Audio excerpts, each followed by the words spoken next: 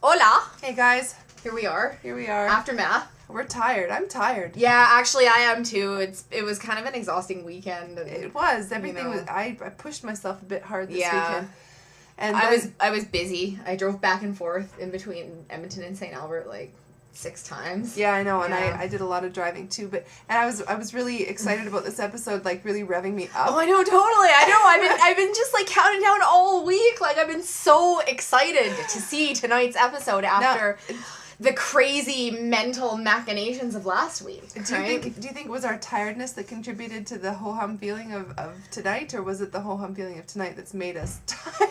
I don't know. It could be a little, like, 6 of one and half a dozen of the other. Like, I think they kind of both contributed to each other. I mean, maybe our expectations were too high because I think we knew that they weren't gonna, give us a big revelation tonight. Yeah, no, like, but I definitely felt like, whereas last week the episode was very cerebral and started, like, bringing up all kinds of possibilities in your head because it wasn't necessarily about the action that was happening or the dialogue that was happening, it was about the way that it could be interpreted, right? Yeah. Whereas tonight, I just kind of felt it was all about just getting business done, like, from both Jack's and Tony's perspectives. Well, I think now, it's definitely a taking care of business episode because they're like, okay, now we've established that Tony is this way, and we're not going to reveal whether or not that's the truth until the big finale, wha-bam, and we get hit by a big revelation.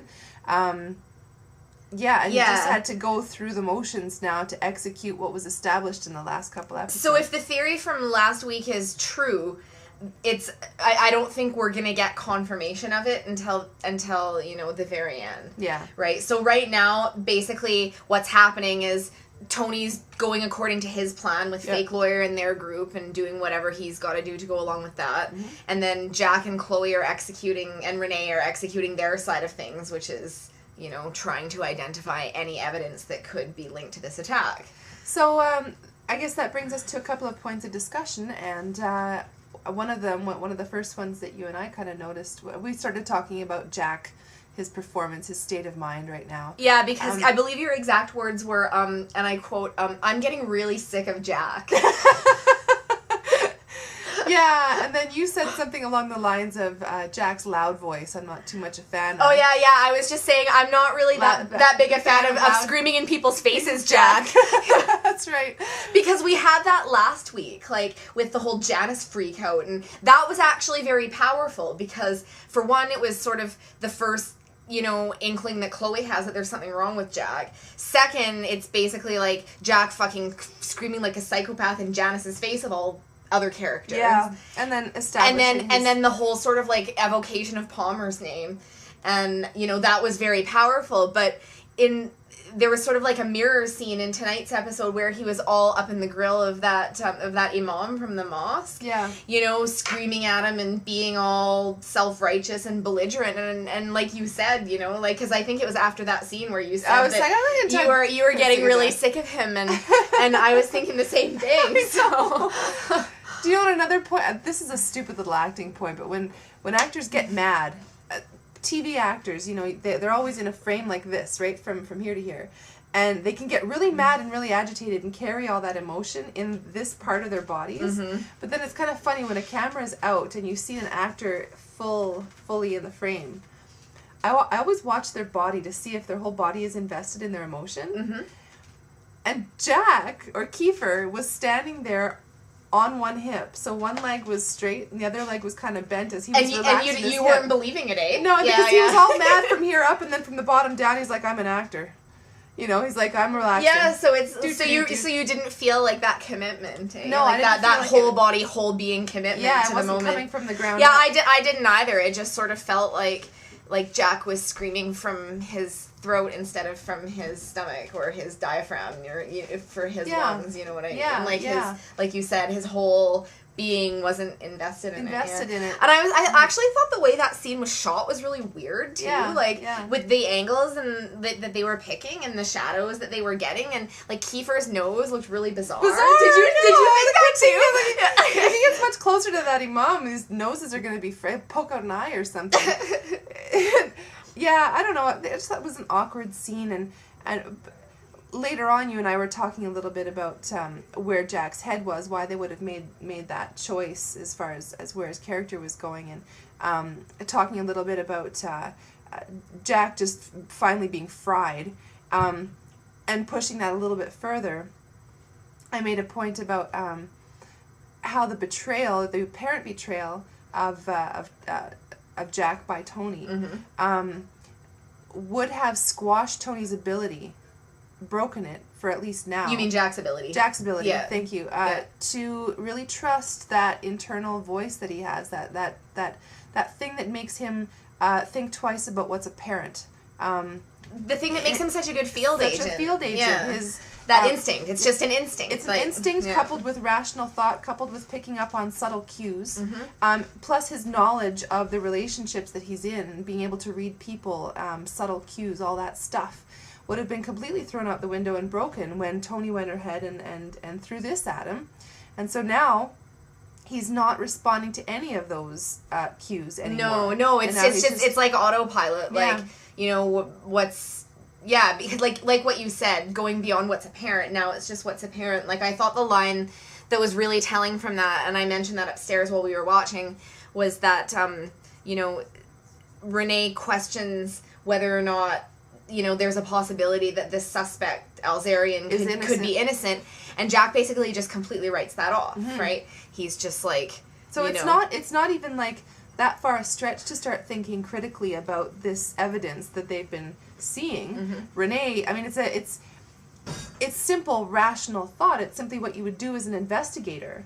You would question what you see and investigate both sides. Yeah. Which is what Renee is doing because she's of sound mind. But Jack he's blinded by emotion, for one, because, you know, I mean, he's basically figuring, you know, he's gonna die. Like, he's maybe got a day to live, not even. Maybe, and he's feeling wanting vengeance on... Well, and that's the thing, right? Like, basically he's of the mindset right now that, you know, if it's the last thing I ever do, I'm gonna bring him down. You know, and that's all he can see right now. Yeah. You know, and so,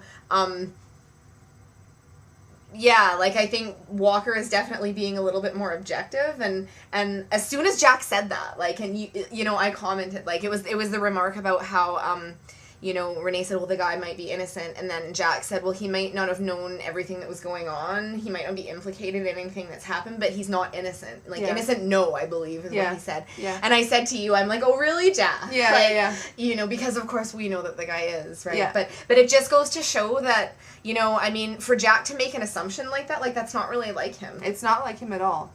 No, he's been good at guessing the game so far, and he's missing that bigger picture that he normally has a grasp on. Totally, yeah. Yeah, and so was it fake lawyer who was responsible for planting all the fake evidence, like the fake bank transactions and the fake? Well, she was the one that executed the fake websites and stuff. Because I'm thinking, like, she doesn't have, you know, much mad skills compared to Chloe at all. I mean, how fast did Chloe, like, you know, figure that shit out, right? Yeah. So I'm wondering, rolling back to the theory, if perhaps, you know, Tony kind of guided her along on what to do, and then making it quite apparent, like, you know, that Chloe would pick up on it. I don't know, but then you would have to examine, well, at this point in the game, what would be the advantage of doing that, right? Yeah. Would there be one? Well, I mean, you picked up on another idea too, the whole coding of.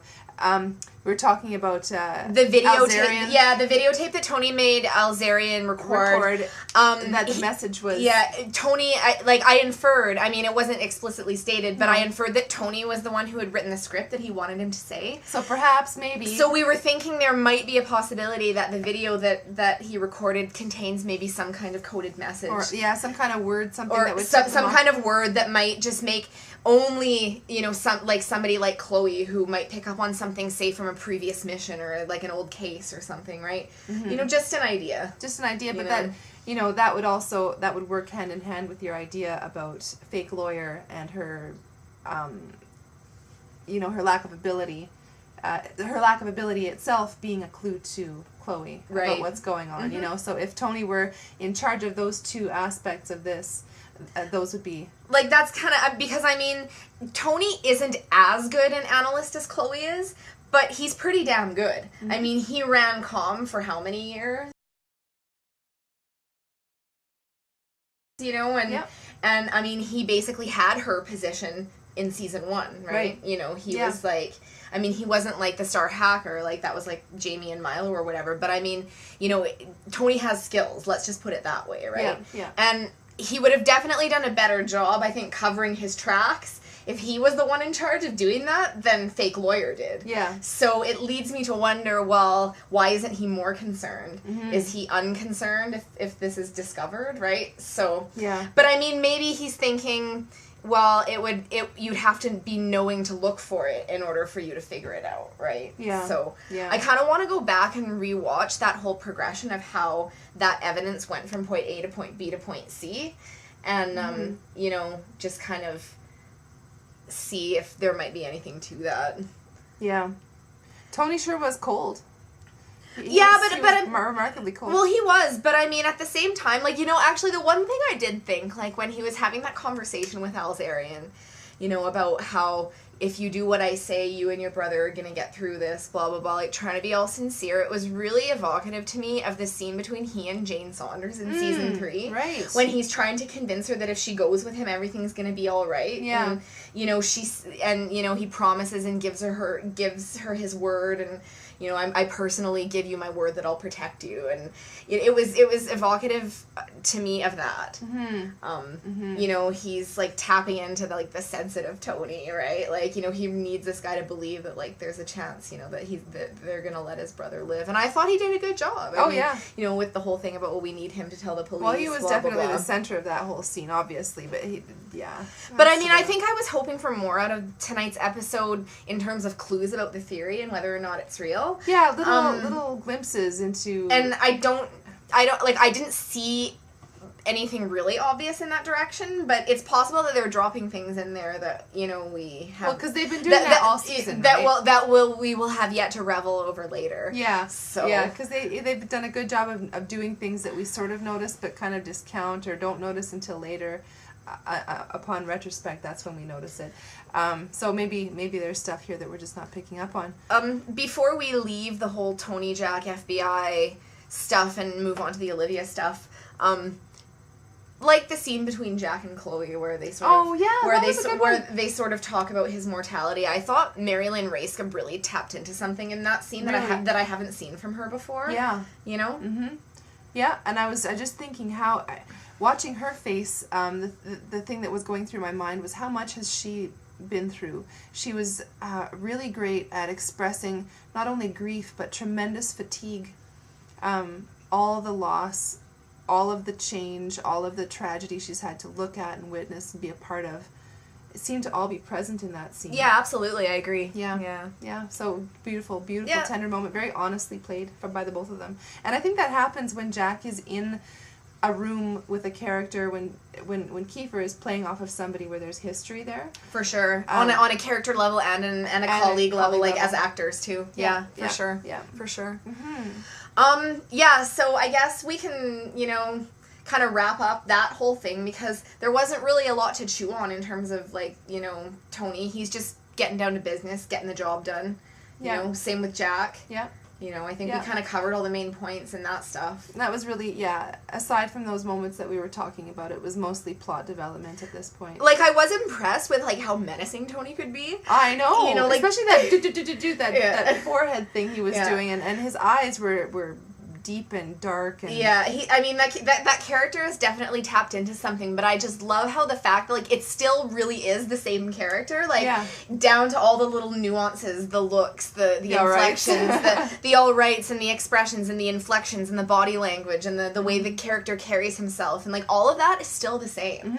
It's just that there's, like, it's like the character's tapped into this well that, you know, he always kept at bay before, like, you know, because of his high moral standards and because of his patriotism and his sort of ideals of, you know, what right and wrong are. And then when Michelle was taken from him and all of that played out, all of that seemed mixed up. Like, it wasn't enough, like, it's strong enough anymore to hold that at bay anymore. Yeah. And so now that well has opened, and he's tapping into it big time, and I actually really love it. Like, I think... I'm enjoying watching him.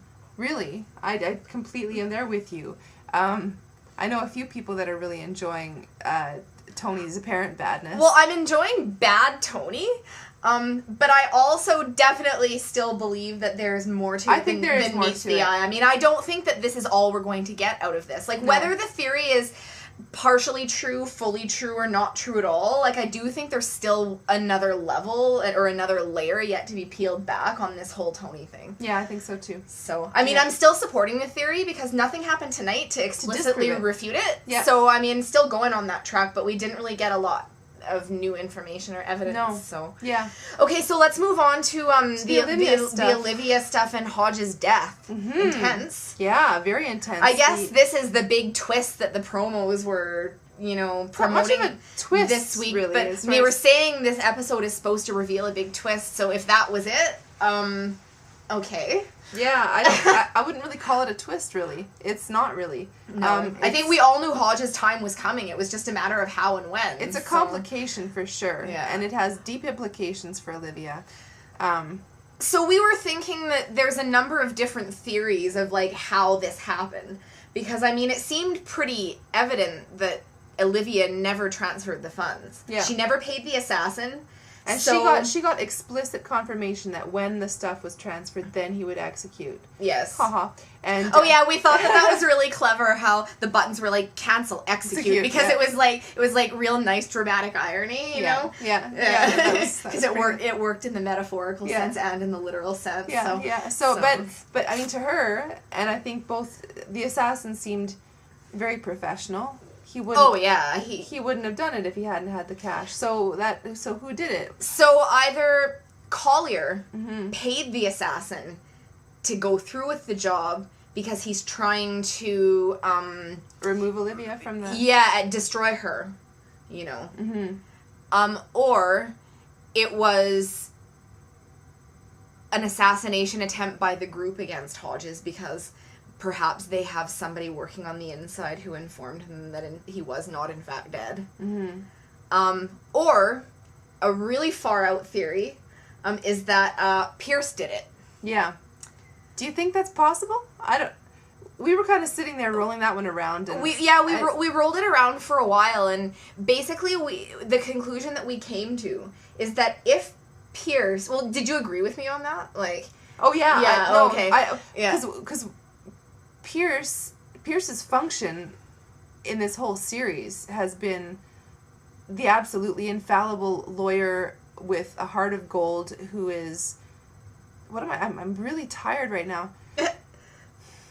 Just rewind what I said. Well, I think right now, like, you could honestly say that Aaron Pierce is probably, like, the most morally superior character on the show. He's never shown He's the only one who has never violated his integrity in any way. Yeah. You know? Yeah. And so we were saying that, like, because last week there was that weird moment in that scene between the two of them when, you know, Olivia sort of threw out that remark about killing Hodges, and Pierce was like...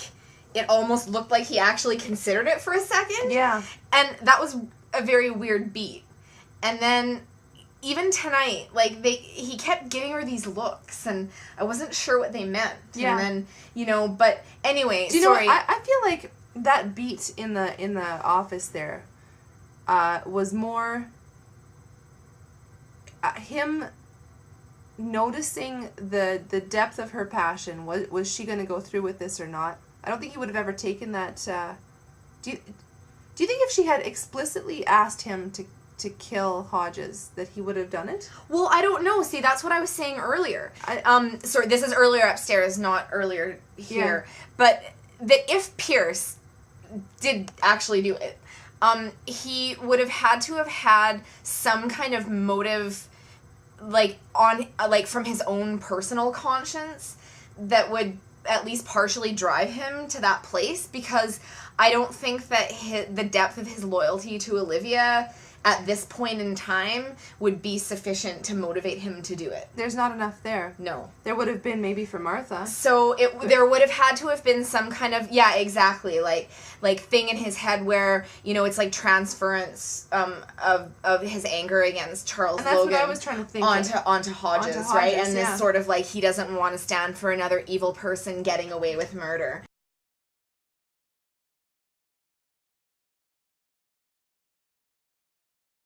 But at the same time, I just don't know if Pierce thinks like that. Like, he's not a vengeful guy, you know? No, he's not. He's patient and trustworthy and steadfast and all those good things. And I don't think he's got that shady bone. He's been, because in the world of 24, you've got absolute black and absolute white and everything in between. And Aaron has always been there as the absolute white. Yeah, for sure. You know, yeah. and he's kind of that, we need that whole spectrum. There's no black mark on his record at all, right? No. So. No, I think he needs to be there. Yeah, and so, I mean, I think it's really far-fetched, like, to think that, you know. I do think but I have to say that I do think they did plant that tiny, minuscule little seed with that weird scene last week. Yeah. You know. They did. Oh, for sure they did. Absolutely. They had to mix it up a little bit so that we were wondering. You know, obviously Olivia never intended for the assassination to actually happen. You know, she wanted to change her mind.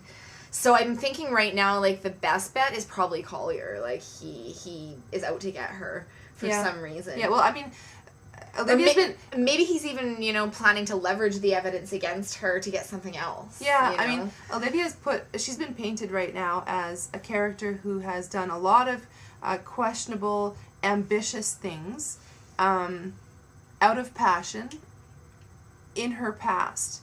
She's in a place now where she's more in control of higher ideals of rational thinking. And so it would make sense to try and, I mean, from a storytelling point of view, to try and bring that shady, messy past into her present and make her deal with that mess. Mm-hmm. It would be the most interesting thing to see, and it would bring the most complexity and tension into the White House possible. But I thought that the actress was really great at the very end when she was just completely panicking on the phone. Totally losing her shit. Like, what are you doing talking about this over the phone? And the guy kept reminding her. Right? Yeah. But I don't like this Collier guy. I don't trust him. No. I think he's got his own agenda, and you know, the fact that she called him just basically gave him an opportunity that maybe he's been looking for a while. Because I didn't get the impression that you know, he's very fond of her. No, I don't think he is, and he's totally in control of his faculties right now. Yeah. And really controlling this situation. Okay, Olivia's in a panic. This is what you're going to do. Now she's in the palm of his hand. Yeah, for sure. And that gives him a lot of power. But yeah, things are unraveling pretty heavily right now. I know, I was on getting that front, tired watching it just because everything, you know, it's that wonderful mess before things start to come together again. And I think that, if this ends up being, a great big scandal, a public scandal, that I think Taylor's supposed to be president still next season. Oh, yeah. So I don't know. It might be interesting to put her in the middle of crazy fallout from her, you know, basically the whole country thinking her daughter murdered Hodges. Yeah. But, hey, is Jack gonna survive? Oh, of course he is. Of course he is. Of course, but now it's getting down to the freaking wire. Oh, Kat. I mean, I think they're taking a contrivance and you know, basically the audience knows that the show is coming back for an 8th season, and they've released details to the press about kind of the pretext of what that will be. So I don't think anyone right now is actually worried for Jack's life. Jack's life. The only question, the suspense is how, right? Mm-hmm. So I don't know if they're going to even answer that question necessarily. I can almost see it going to the point where Jack winds up in dire circumstances at the very, very end. The season ends, and then he winds up back on screen in season 8, and then we get all the backstory. Yeah, maybe. I don't know. But they're kind of fond of doing that. It could be. It might happen. Could be. I don't know. I had a thought. I was thinking, oh yes, there's a theory being floated right now that in addition to exposing the group as a potential Tony endgame, part of the endgame could also be getting a cure for the pathogen. Right. Because, you know, there could be a possibility that these people might have developed one or have access to one or know Yeah. of one. So, But I mean, I don't think that would have been part of his original endgame from the beginning, but now that Jack is infected, if he has any knowledge whatsoever that it exists, it could be part of his plan now. yeah. But I mean, that's not really my theory per se, but it's being floated. So I just thought I'd mention it. Interesting. That's interesting. Huh. Cool. That's I think most people are kind of relying on like the whole Kim stem cell thing to be the ultimate sort of like facilitator of it, but a lot of people are groaning about that, going like, oh, it's so contrived, and like the press is just being all Kim hating like they usually are.